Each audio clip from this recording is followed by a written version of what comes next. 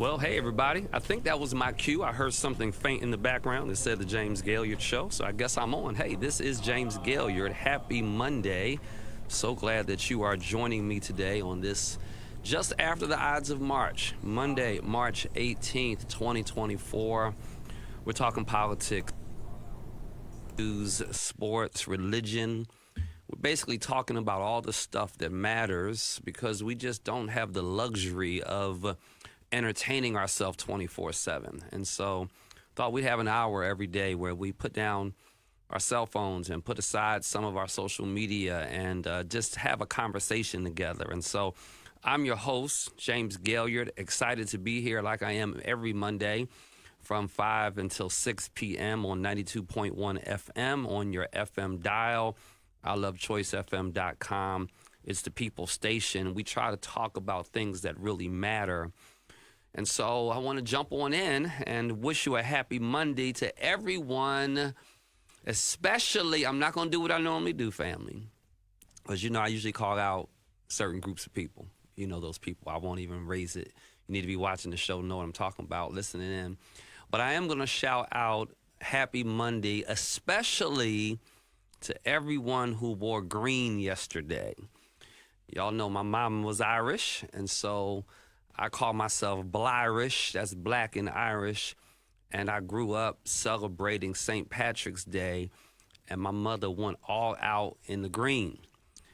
She didn't have a whole lot of fashion sense, a whole lot of color sense, but she would wear about 10 shades of green, her hat, her blouse, her slacks, her shoes, her socks, everything she could get on her body was a shade of green because she had great pride in her Irish roots, of which I do as well. And so a day late to all of you that celebrated St. Patrick's Day yesterday.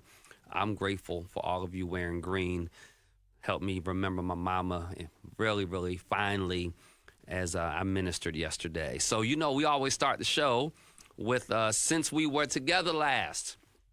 And that's always What'd He Say segment. I'm starting to name these segments as we go. And so I'm starting off with the What'd He Say segment. The What'd He Say segment is about what did your pastor say? What did your watch this. What did your man of God? I thought about that today. I thought about whose idea was it to put a D on the end of man? Who came up with the man of God? I'm just wondering. What kind of concoction, what kind of man-made creation is this? We know how to butcher the English language, don't we?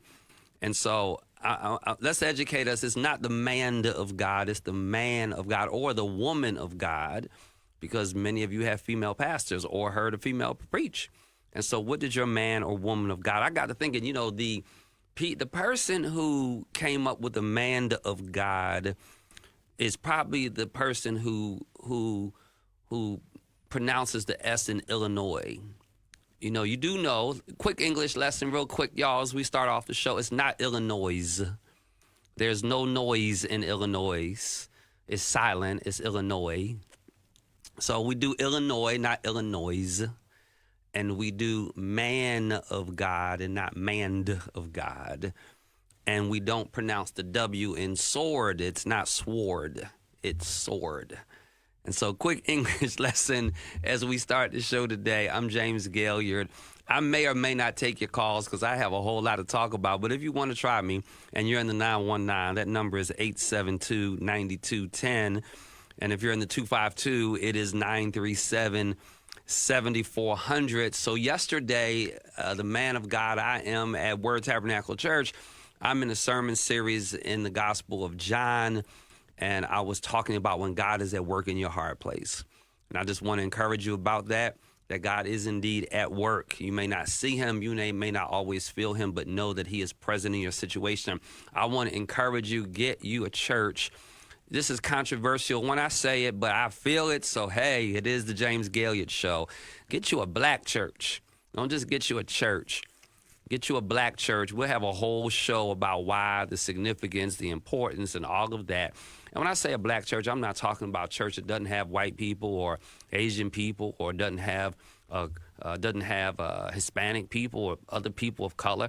I'm just talking about a church where the senior leadership is African American. The senior leadership are men and women that are people of color that are following God. Get you one of them churches as they invest heavily. So what did your man or woman of God preach about? Was it a good message? Did people get saved? Did they join the church? Was it good all the way around? And so that's what I talked about. And so, again, this is James Gailliard, and welcome to the James Gailliard Show. I've got a whole bunch of stuff I want to talk to y'all about. That's why I don't know if I'm going to take calls. But if I do, 919-872-9210 and 252-937-7400. Want to shout out Choice FM for allowing me to hang out here with all of you on Monday afternoons from 5 to 6 on your drive time. So I want to talk about a couple things. Here's what's hot on my list. And let me tell you what's coming up. Some of you are sending me emails and sending me messages. You can send it at pastor@wordtap.net or james@jamesgailliard.com. You can send me a message or send it to the church. But some of you have asked me to talk about, so this is some upcoming show stuff. I'm going to talk about the good and bad of Donald Trump and what he has or has not done in our nation. I'm going to talk about the good and bad of President Joe Biden and what he has or has not done in our nation. Because, we always talk politics, because politics infiltrates, it infuses, it intersects with every area of our existence. I dare you to prove me wrong. I dare you to prove me wrong. Identify, think for a moment, one thing that politics does not intersect in your life. And the reality of it is, in every aspect of our life, public policy is there, which is why I'm not feeling good about the primary voter turnout. Very, very low statewide. I'm going to give a whole show about that. We have to do better. We have to vote. We have to vote in large numbers. We have to vote in block. We have to vote with our affinity groups. We've got to influence other people to vote. And even though we're past the primary and we have all the way until November for the general election, you're going to hear me talking every show about the importance of our political engagement and the importance of our advocacy. So I'm going to be talking about that in the upcoming shows. I'm going to spend a lot of time on public education because it's something I'm passionate about and something that most of us are a product of public education. Do you know the woman, the Republican female that is running against Mo Green? Mo Green is running for Secretary of the Department of Public Instruction. Do you know this chick, she homeschools? I want you to understand that. Now, understand this. I don't have no issue with you homeschooling. I do have some thoughts about it. I'm going to save that for another show. But I do take issue with the fact that you want to run public education that you have not participated in. That is crazy to me. That's like somebody applying to be a pastor of a church and never been a part of a church. How crazy would that be? How crazy would that be? A church has a vacant pulpit. You get an application from a man or a woman, and you're looking down their resume in terms of what their church experience is, and you don't find any church experience, but they want to be your pastor. Come on here, somebody. You tell me in what world that makes sense?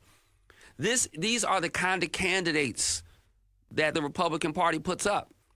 People that are so extreme, so divisive, and here they are. I want to run North Carolina Department of Public Instruction, but I'm a mother that homeschools.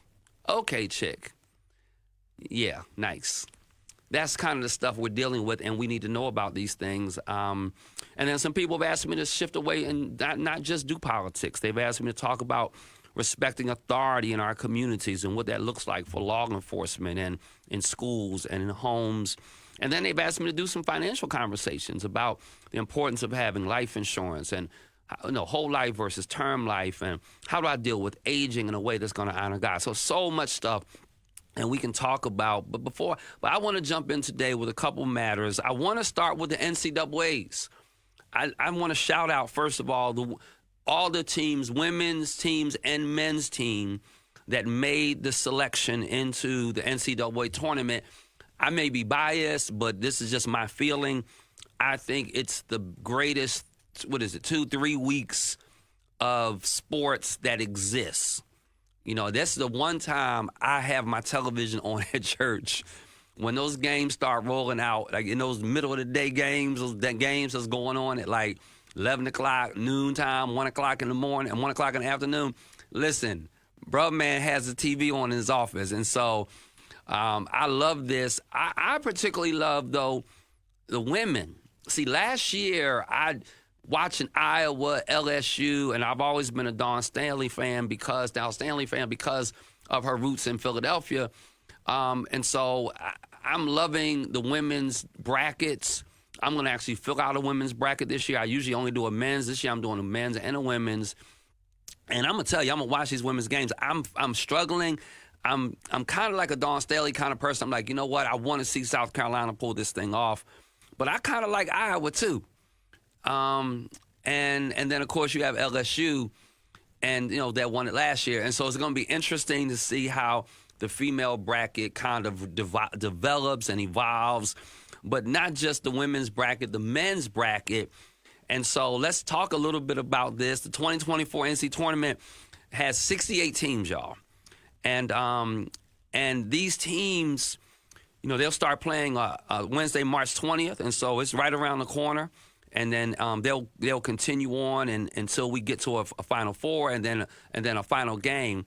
And so I just want to shout out the teams that were able to make it. I was looking at some of these conferences, though. I have to say, you know, sometimes when Republicans talk about making government smaller and institutions smaller, I'd have to admit sometimes I understand. I get what they're saying, because I do think that we fundamentally make our organizations and our institutions so difficult. And I got to thinking about all of these different conferences that exist. You know, there are 32 different conferences in the NCAAs, and half of them I've never heard of. Half of them you've not probably ever heard of. I mean, we know about the Atlantic 10. We know about the ACC. We know about the Big 12 and the Pac-12, the Big 12, the Pac-12, SEC. You know, the Ivy Leagues have their own conference, but 32 conferences is a lot.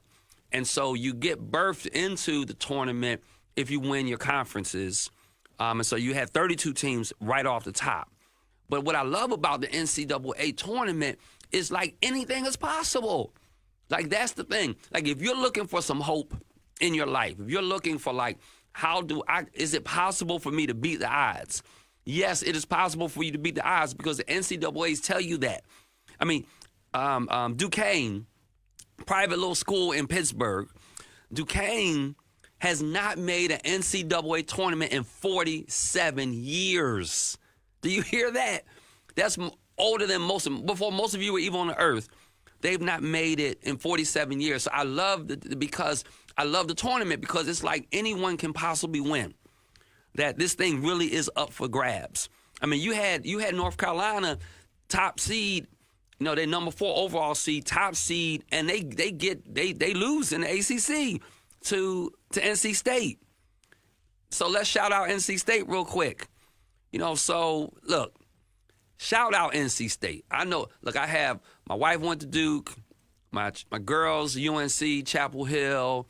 I get all that, you know, people with their different experiences and all that. I've got a bunch of folk in my church that are Aggies and all of that. But listen, I'm not hating on the Wolfpack. Y'all just not going to get me to do that. I shout them out. They were highly unlikely to win.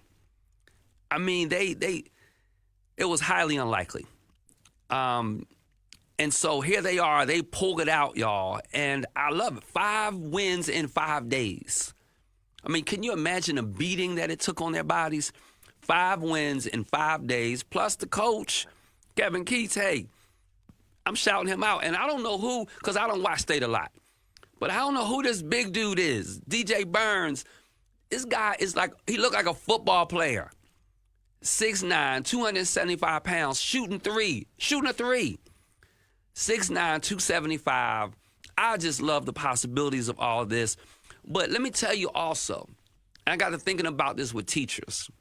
I think if we incentivize wins, it makes a difference. I was reading some of the contract language for the coach at NC State, and I got to thinking, my God, what would it look like if every industry had incentives like this when you really not just did your job, but you exceeded your job. You exceeded your performance. You exceeded expectations. The incentives, and I'm sure it's not just the coach of NC State, it's probably every team is like this, but the incentives are crazy. I mean, he is coaching a 10th seeded team. They win 5 games in 5 days. So they wind up winning the Atlantic Coast Conference, the ACC tournament, right? They win 84-76 over Carolina. Now, mind you, Carolina was top seeded and they had number 4 seed overall. But in their winning, I was reading up some of the contract stuff. First of all, I love this. The coach gets an automatic 2-year contract extension.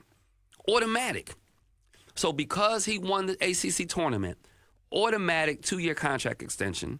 So now his contract runs for 6 more years because he had 4 left on it. So he's good through 2030 just because of winning this year, right? Listen to this. An automatic $400,000 pay increase. Do you hear the kind of money that's involved in collegiate sports? Let me go back to politics. Do you know this month, sports betting became legal in the state of North Carolina? Why did sports betting become legal in the state of North Carolina? Well, first of all, because the General Assembly said it was going to be legal, and we elect those who are in the General Assembly. So not only did the sports betting become legal in North Carolina, but it's because it is such a highly lucrative, fundamentally wealthy kind of activity. When a coach increase, I mean, I think he makes over $2 million a year. But when you can win one tournament and get an automatic $400,000 pay increase, and that pay increase extends for the remainder of your contract, you just missed what I said. $400,000 a year increase that extends over the life of your contract. So I told you he got an automatic 2-year extension. He already had 4 years left out, so that's 6 years at another $400,000 a year. Winning that got him another $2.4 million, and that's not done. He gets a $100,000 lump sum bonus if he wins the tournament championship, the ACC, which he did. He gets an additional lump sum of at least $10,000 for the team's automatic bid to the NCAA tournament, which happens anyway. If you win the conference, you automatically get a bid to, but they still tack on another $10,000. So having said that, hey, look, shout out NC State. I can't wait to see it. I can't wait to see my bracket, your bracket. We're going to talk about brackets and see how quick they get busted, because I know last year, man, my bracket was busted like week 1. Everybody was walking around all tore up from the floor up. And so, hey, look, this is James Gailliard, and this is the James Gailliard Show.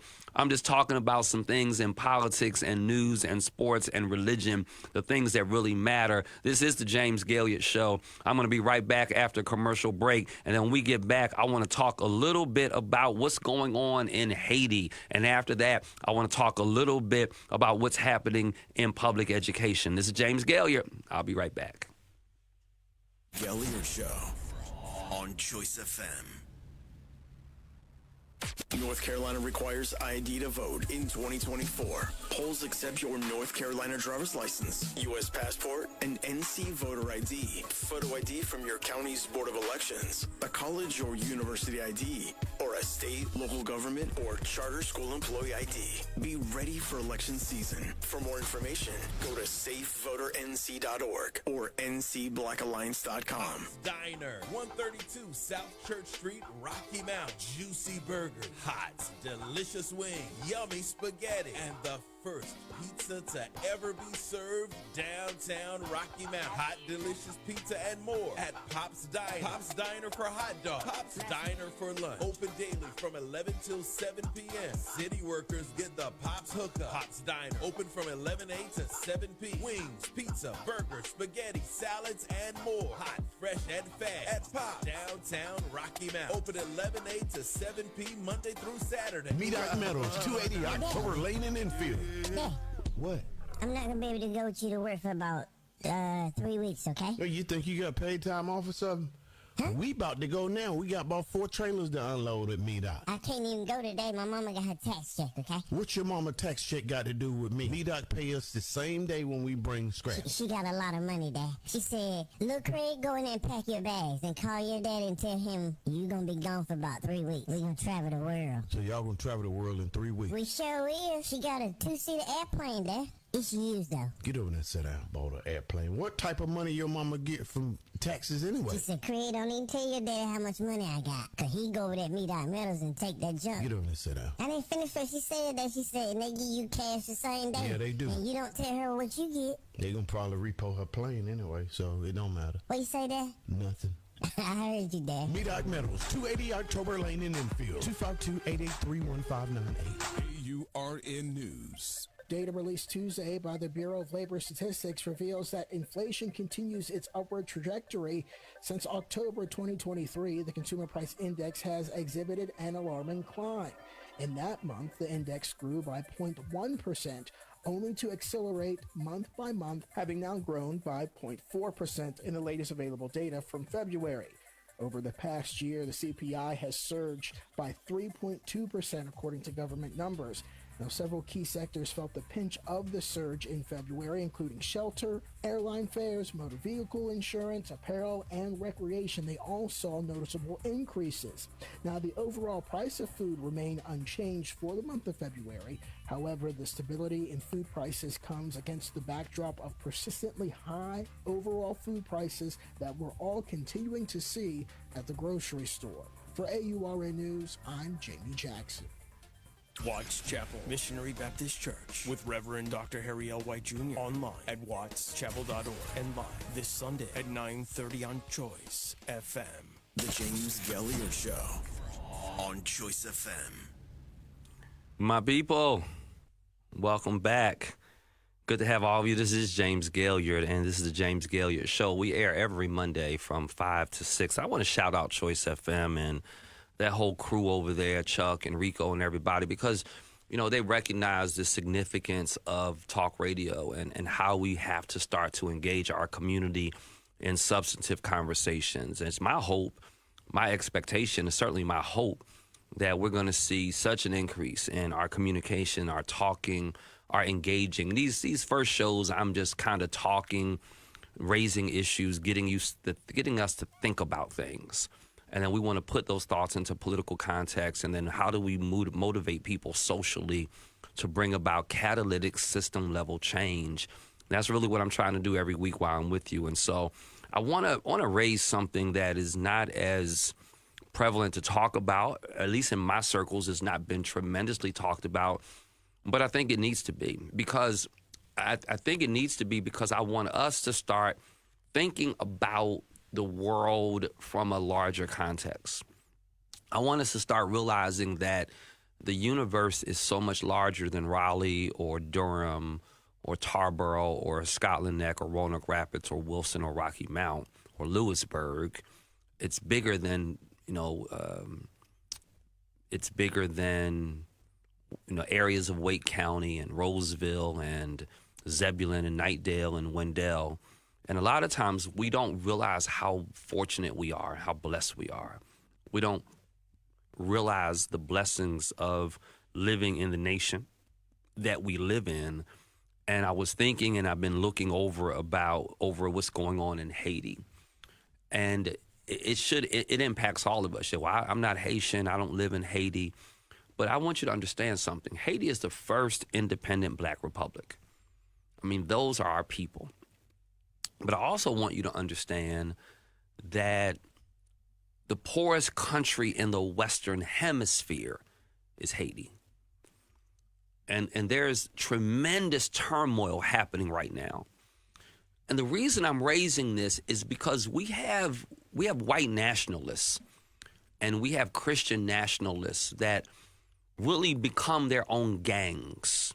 They just kind of operate under the radar. And a lot of times we feel as if democracy or a democratic republic, technically we live in here in the United States, I think we oftentimes assume that this will just be here forever.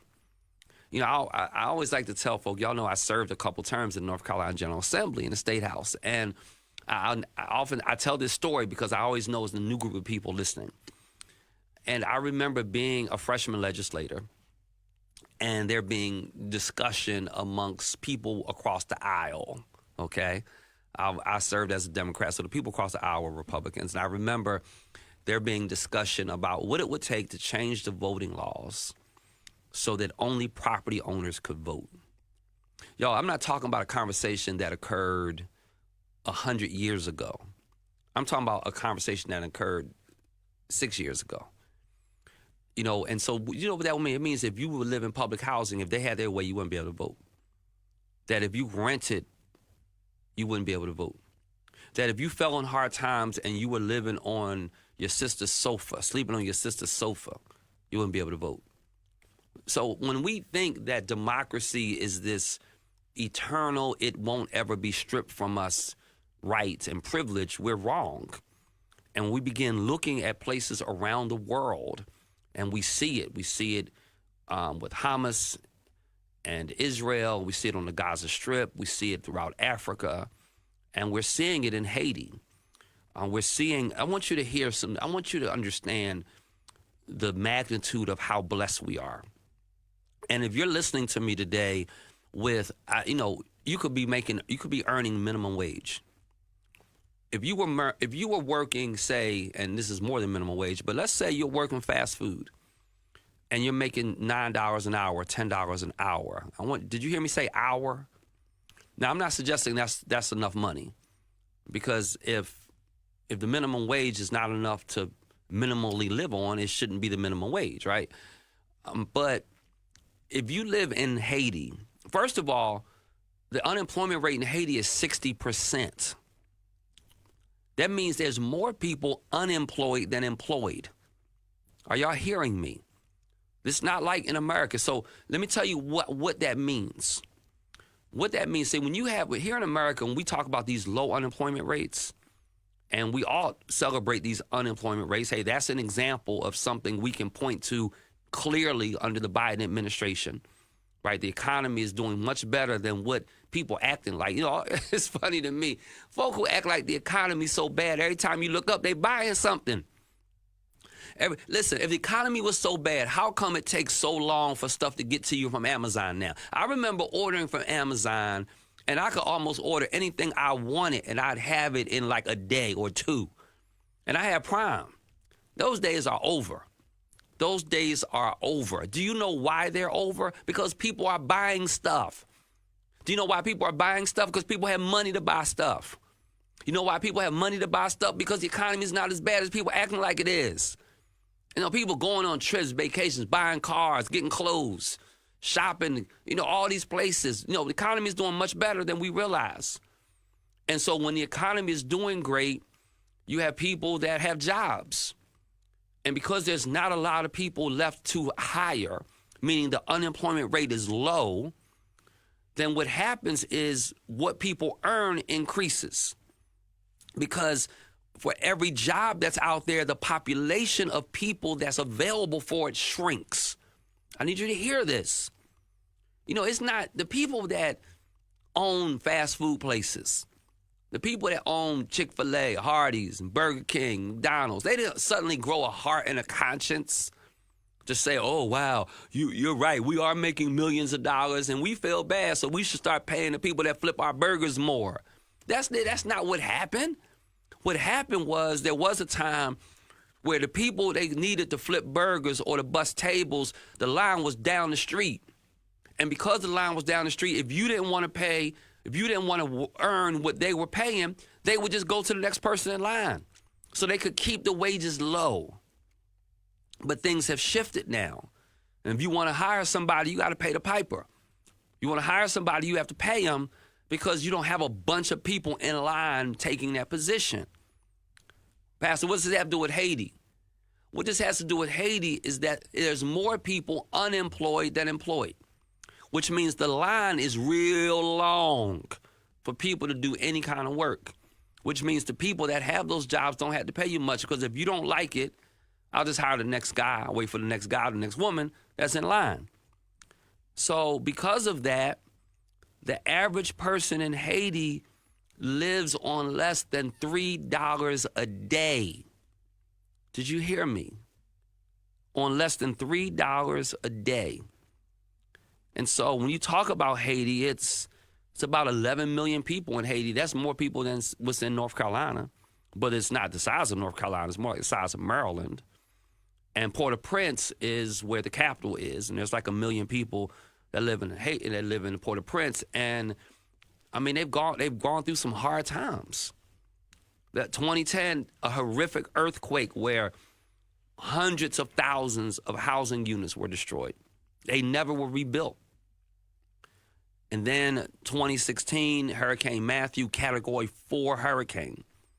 Well, now, just like we have white nationalists, Christian nationalists, all those groups that we saw storm the state capitol, y'all remember that group? That's a gang, y'all.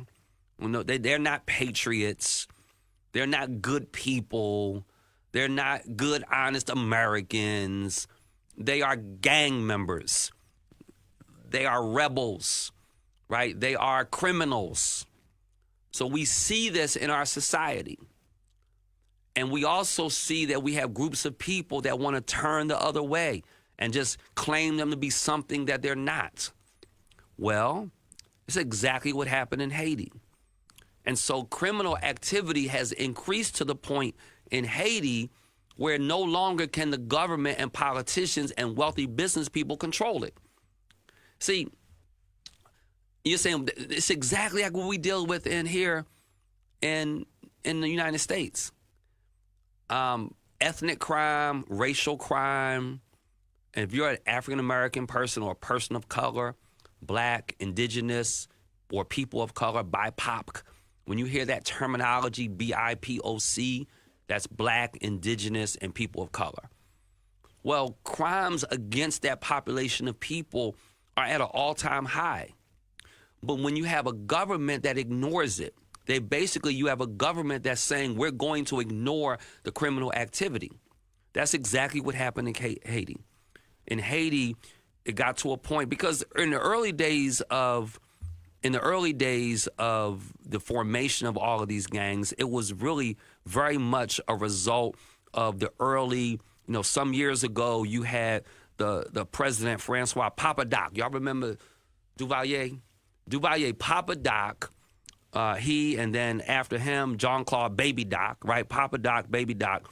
They had a combined dictatorship of like almost 30 years. So they had a combined dictatorship of like 30 years. And what they did to maintain, I need you to hear me. I need you to hear me, people.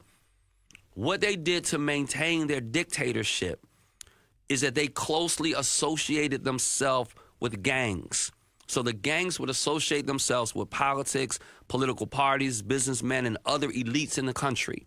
And so whenever somebody rose up against Papa Doc would fund, Duvalier would fund these paramilitary groups. Understand that language. We call them gangs today, but they started out paramilitary groups. That's exactly what you see with all these people with these AR assault weapons and with all of these secret societies where they're preparing for some kind of, invasion. We want to be able to protect our families and protect ourselves. No, they are paramilitary groups that have been funded indirectly by the government here in the United States, so that if in a time should come, they conveniently pick off groups of people they don't want around. They act like it didn't happen. And so, they had time where they could fund these groups. Well, now these groups are funding themselves. They don't need government. And because they don't need government, they don't need the elite. They have risen up, and these criminal gangs have literally taken over Haiti. And so there are two primary ones, and I'm going somewhere with this. I've got two themes in this. The first theme is we cannot ignore any threat to our democracy. You cannot ignore that. When you see these guys walking down the street or going into the grocery store with a machine gun over their shoulder, that's not all right. And I know we want to hide behind the Second Amendment, the right to carry, and all that garbage. And listen, I'm a concealed carry permit person. I have a weapon. I'm not anti-weapons. I'm not anti having a proper mechanism to defend you and your family. But you don't need to be walking in no grocery store with no assault rifle over your shoulder. And so when we see this kind of activity being raised up, it starts off as paramilitary, and then it becomes full-blown illegal gang activity. Well, in Haiti, you have these two main, it's like 200 gangs now. They're all over the place. Well, what happened that nobody was expecting to happen is that the gangs did something that we don't know how to do as black folk. Hello. We don't know how to do to the extent that we need to do in the Christian community.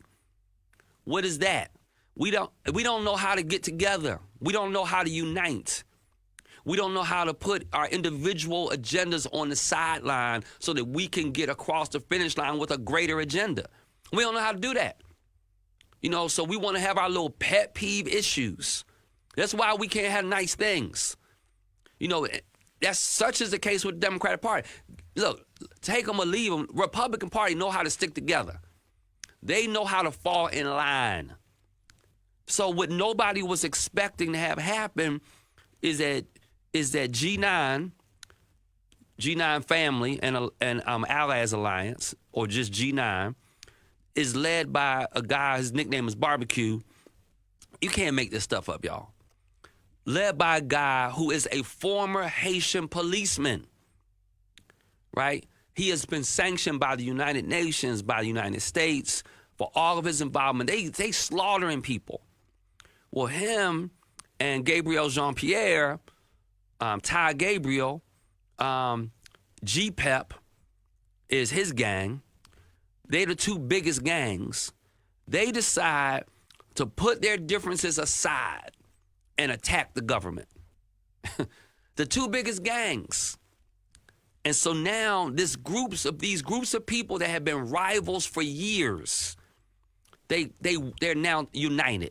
Now, mind you, I don't think it's going to last forever, but it's going on right now.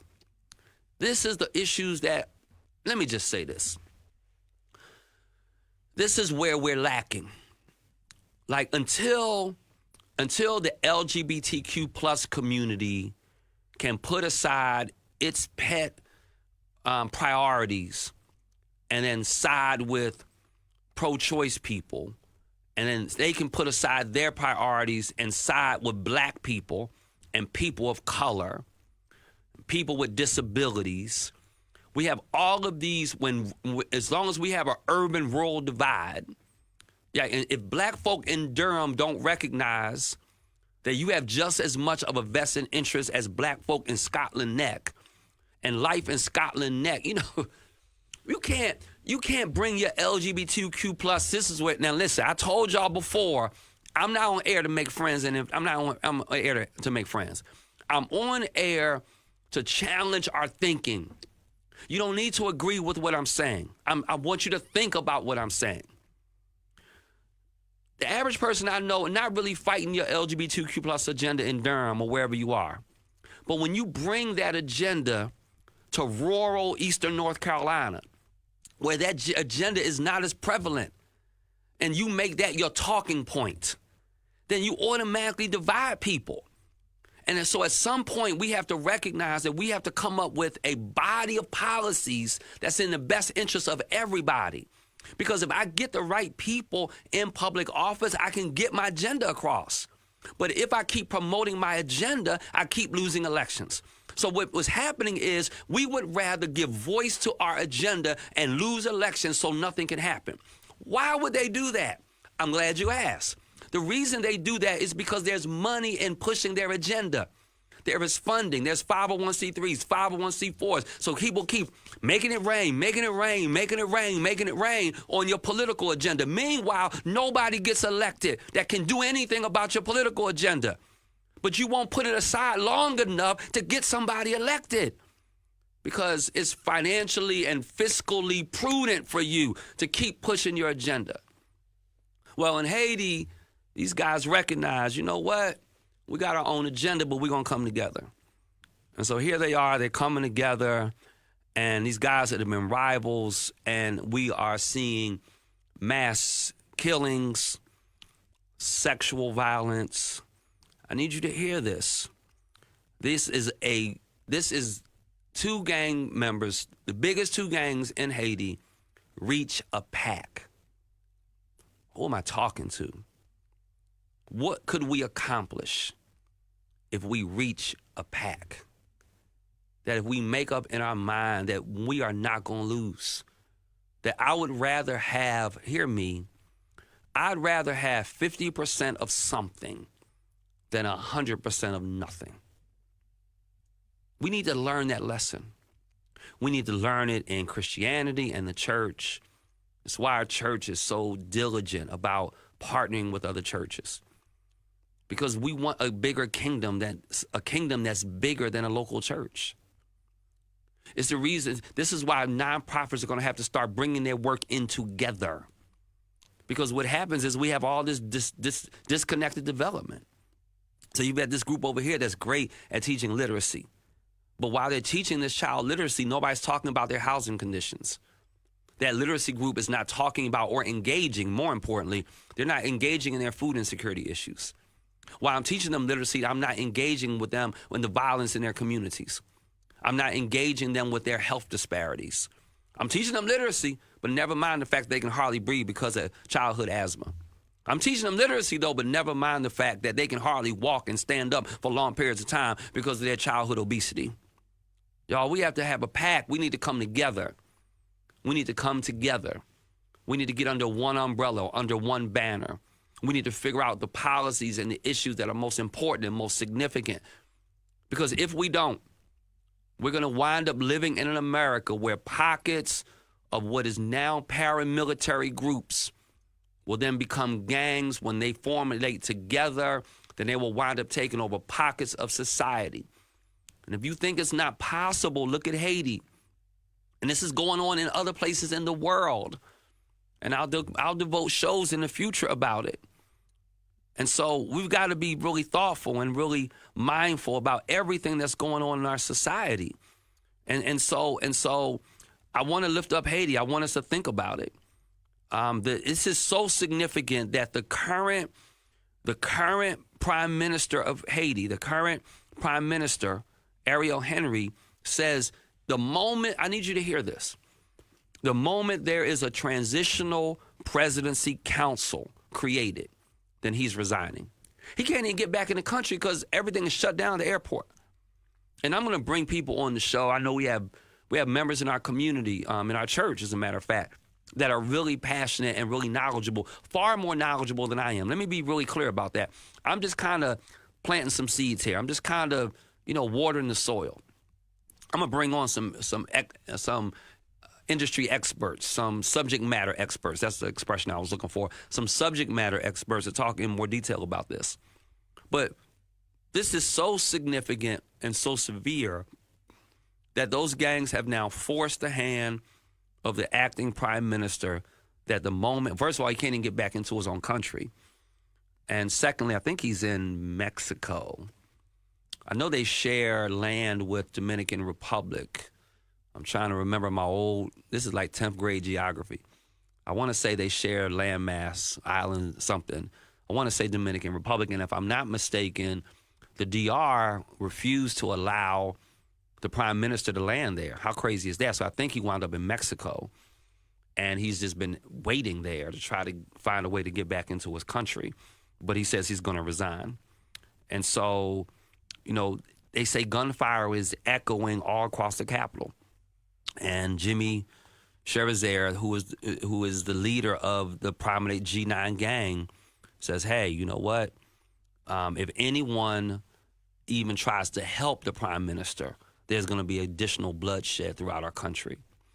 Y'all, let's bring this into what this has to do with North Carolina, what this has to do with us in rural eastern North Carolina. And so I think what it has to do with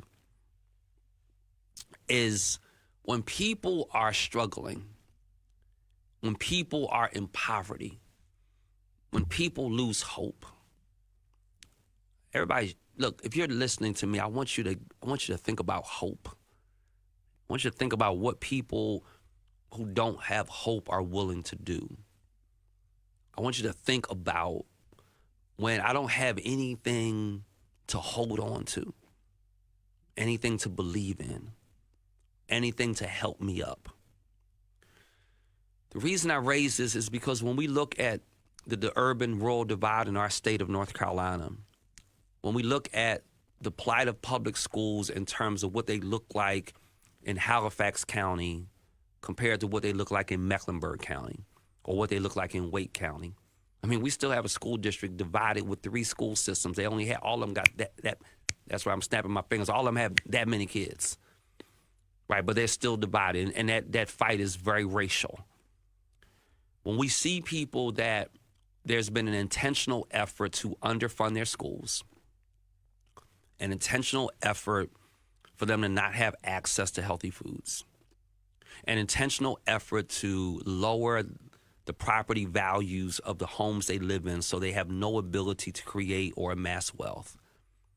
When you see a system that disproportionately locks up, criminalizes their dads and their uncles so that there becomes a lack of black men in their communities to be good role models. When you see intentional efforts to drive up prices of things that they know that they are more prone to use because of all the data and the research that's been done. When they wind up paying more for things that cost less. When they wind up being redlined and not given an opportunity to be able to buy a home or to get a loan approved. And I'm not talking about people with bad credit. You know, I talked in a previous show. You know, there was a recent study a couple years back now where people with good credit scores were still being pushed into high interest, predatory mortgages because they were black. When all of that happens, and after 10 years of being in a poorly funded school with very few resources, with very few teachers, that lack nurses, that lack counselors, that lack lack resources and curriculum and books, that lack adequate athletic facilities. And they wind up giving up hope. And they wind up doing exactly what we're seeing in Haiti, but on a much smaller scale. They start shooting each other down. They start pillaging and robbing because that's what hopeless people do. Family, I want us to look at Haiti, and I want us to be mindful there, by the grace of God go I. This is why we can't afford to just entertain ourselves 24/7. This is why we can't afford to constantly be scrolling through social media just to be entertained, just to see something that I like, just to see who's gotten the most recent, butt lift, the most recent breast implant, the most recent hair extension, coloring, whatever it is. We don't have that luxury. I can't say that I'm not fully. I understand to a certain extent why these legislators are fighting so hard about TikTok and whether or not they're going to create some kind of public policy where it's going to be no longer available, not available to the same extent in this country. I'll talk about that a whole nother show. Don't say James Gailliard said get rid of TikTok. That's not what I'm saying. What I'm saying is that we've got to be mindful of the factors that go on in the world around us. And we got to be mindful that if we're not careful, man, we're going to be in that same plight, in that same situation. My prayers go out to my brothers and sisters in Haiti. I hope they do for you as well. Hey, this is James Gailliard. This is the James Gailliard Show. I'm glad you're with me today. I'm up on a break. I'm going to take that quick break, and then we'll close out today's show. Thanks for listening. The James Gailliard Show on Choice FM. Pop's Diner, 132 South Church Street, Rocky Mount. Juicy burger, hot, delicious wing, yummy spaghetti, and the first pizza to ever be served downtown Rocky Mount. Hot, delicious pizza and more at Pop's Diner. Pop's Diner for hot dogs. Pop's Diner for lunch. Open daily from 11 till 7 p.m. City workers get the Pop's hookup. Pop's Diner, open from 11 a.m. to 7 p.m. Wings, pizza, burgers, spaghetti, salads, and more. Hot, fresh, and fast at Pop, downtown Rocky Mount. Open 11 a.m. to 7 p.m. Monday through Saturday. Do you own an annuity, either fixed rate, indexed, or variable? Are you paying high fees and getting low returns? If so, Annuity General would like you to have this free book to learn the pitfalls and mistakes of buying an annuity. The annuity do's and don'ts for baby boomers contains the little-known truths about annuities, like how to help reduce your fees and increase retirement income. And it's free. That's right, free. As a bonus, we'll also throw in a free annuity rate report just for calling. We researched over 1,000 annuities and summarized rates and benefits from financially strong insurers. You get annuity do's and don'ts for baby boomers and the annuity rate report, both absolutely free for calling Annuity General today. Hurry, supplies are limited. Call now. 800-837-3217. 800-837-3217. 800-837-3217. That's 800-837-3217. The James Gailliard Show on Choice FM. Family, we're right down to our last couple minutes, our last segment of the day. Thanks for joining me. I'm James Gailliard, and this is the James Gailliard Show. I would love to know what kind of things you want me to cover, what kind of things you want me to talk about. My goal is to educate our people. My goal is to enlighten our mind. Our goal is to empower us with increased information and knowledge so that we can be the great men and women that God has ordained for us to be. I want to lift up two things real quick as we close out today's show, and thanks again for being with me. I want to just do a quick little plug about our health. I want to remind us of how important it is to take care of our health. March is colorectal cancer month. I remember not long ago I had my first and my only, actually, colonoscopy. I was real nervous about that thing. I have to be honest. I'm fortunate. I'm very blessed. I shouldn't say fortunate. I'm blessed because I'm in really good health, and I'm grateful to God for that. And so I'm not on any medication. I'm 59 years old, y'all. I guess you can tell by the beard, right? I'm 59, but I'm not on any medication. I've never had a surgery. And don't know that, at least as an adult, don't know that I've been hospitalized, overnight. And so really am blessed for that. My doctor tells me that that's unusual, particularly amongst black men. So I remember getting my first colonoscopy. But what scared me was I had to be put to sleep, right? It's not that, what do you call it? It's not the, where they numb you on sight. It's general anesthesia. It's not local anesthesia. That's what I was looking for. You go to the doctor, that's local, and dentist, that's local anesthesia. They numb a side of your face or whatever, do what they're going to do, and then over time, it kind of wears off. General anesthesia, they put you to sleep. Let me shout out nurse anesthetists and anesthesiologists, because when I tell you, listen, I laid down on that bed, that chick slapped my arm. She said, "You all right? I'm going to go ahead and put you to sleep." Next thing I know, I was waking up, everything was over. I went to sleep so fast, it was crazy what they can do with these medications. I share all that to say, look, it's going to be a little nerve-wracking, but I want to encourage you. A good friend of mine passed away. It was this year. His birthday was just recently, this past weekend. And, I just got to thinking about how short life is. I thought about Conan and his birthday, and I thought about how short life is. And I want to encourage you about that. Life is short, family. And so I want to encourage you to take care of yourself. I want to encourage you to spend all the time you need to and can with your family. I want to encourage you to take care of your physical health and your emotional and mental health. I can't say this enough. It does not matter, and I'll close out on this discussion. We'll talk about, I want to talk about the district attorney, Fonnie Willis, but I'll wait for the next show to do that. But I want to encourage you to get a checkup. We have in our community fairly qualified health centers, FQHCs. OIC is one here in Rocky Mount. I think they have one in Tarboro.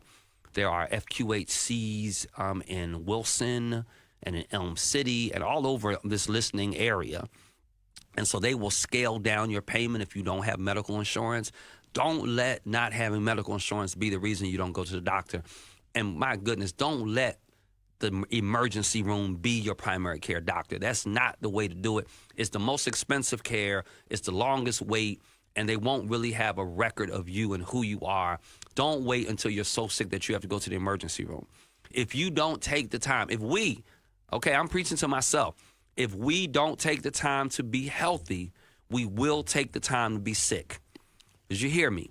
If we don't take the time to be healthy, we will take the time to be sick, because all that grinding and pushing we do, if I don't take the time to get my exam, to get my preventative services, have my blood pressure checked. You know, blood pressure is a silent killer. We have to be careful about that amongst people of color. You know, I mean, y'all know I love pork. If you don't know, no. Okay? If the Lord said you can only have one white meat, chicken wouldn't make it. I know that I might lose my black card. Pork is going to make it. If the Lord said one white meat, I'm like, Lord, I'll take the pork chop. It's just, and so I like to eat what I eat, but we have to take care of our bodies. We have to make sure we don't have high blood pressure. We have to make sure that, you know, our respiratory rate is good and our cardiac is good and we're working out and we're doing all the things that we need to do. We're drinking our water and we're walking and we're reducing things that cause us stress. If something causes you stress, let me help you for a moment. Speak to it or leave it. Speak to it or leave it, but don't let it fester. Don't let it infect. Don't let it hang around. So in the month of March, as we celebrate, or as we acknowledge, I should say, Colorectal Cancer Month, I want to encourage you, particularly my black men that are listening. Get your prostate checked, brother. It don't feel good to have no finger sticking up you. I know the digital exam don't feel good. Get it done, brother. Get your annual exam. Have your teeth checked. You know, the beginning of the show, there was a commercial from a dentist. And I was like, look, I'm not even mad at you because, look, get your mouth right. Get your mouth right. I mean, in your mouth, under your tongue and everything, everything can go right to your blood system so quickly.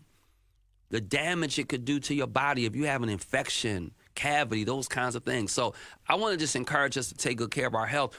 And this is why voting matters. This is why public politics matters, because it involves my health.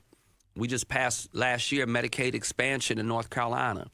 So if you are working for Hardee's, let me just say this in closing. We have these companies that deliberately and intentionally, I need you to hear me, they deliberately and intentionally keep you under a certain number of hours. Instead of them hiring you at 40 hours or 36 hours or 35 hours, whatever that breaking point is for you to qualify for health care, instead of them doing that, they'll hire you at 26 hours or 28 hours, then they'll hire a second person. So they'll give two people a total of like 52 hours, but they don't have to pay either one of them medical benefits. So you have companies that are making millions of dollars that are deliberately in the business because of their personnel policies and keeping people sick. And that's an example of how the government needs to hold the public sector responsible. But if I don't vote the right people in office, we'll never be able to do that. And so we'll wind up with people who are making millions of dollars on the labor of people that are struggling. They won't even make sure they have good medical benefits. And so if you are one of those people who's working 30 hours a week at Arby's or Hardee's or Chick-fil-A, or you work 30 hours a week at the hotel, changing bed sheets and all of that, you probably qualify for Medicaid. And I want to encourage you to go ahead and just Google it, and you'll see where you need to go. And I'll put some stuff out there as well. So listen, y'all, I appreciate all of you. For those of you that are just joining in, this is James Gailliard.